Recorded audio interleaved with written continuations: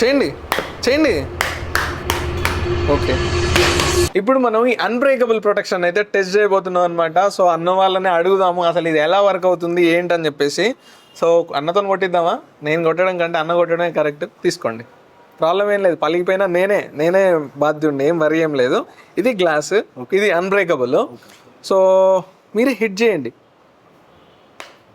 చేయండి చేయండి. Okay, so దీన్ని హిట్ చేయండి. ఓకే ఓకే ఓకే, ఏమన్నా మీకు డ్యామేజ్ ఏమైనా కనిపిస్తుందా? స్క్రీన్ లోపల ఏమైనా పగిలిందా? షూరా? ఒక్క నిమిషం. క్వాలిటీ ఉందా? బాగానే ఉందా? నో వరీసా? కింద పడ్డ పలు కదా? సరే ఒకసారి ఇక్కడ వేసి టెస్ట్ చేద్దామా? ఇక్కడి నుంచి డ్రాప్ చేస్తా, చూద్దాము. ఫోన్ ఒరిజినలేనా? షూరా?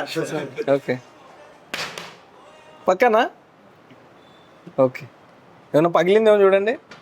బాగానే వర్క్ అవుతుందా? వర్తా? ఇదేంటంటే ఇది కూడా ఏం పగలలేదన్నమాట. అంటే ఇది కూడా తట్టుకుంటుంది. అంటే మన దగ్గర మీరు ఈ గ్లాస్ అయినా తీసుకోవచ్చు, ఈ గ్లాస్ అయినా. ఒకవేళ మీరు రెండిట్లలో ఏది ప్రిఫర్ చేస్తారు? ఇది ప్రిఫర్ చేస్తారు. ఎందుకు?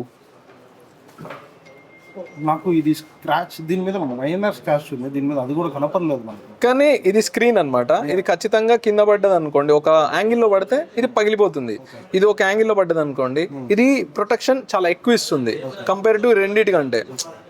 ఎందుకంటే ఈ రెండిట్లో మీరు టెస్ట్ చేశారు కదా, కానీ దీన్ని ఇలా వేసామనుకోండి పగిలిపోతుందని నేను చెప్పగలుగుతా. ఇది పగిలిందా?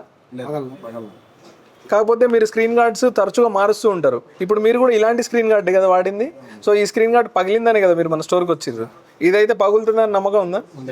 ఇది పగులుతుందా? సో ఇప్పుడు దేనికి వెళ్తారు? ఇప్పుడు దీనికి వెళ్తారా?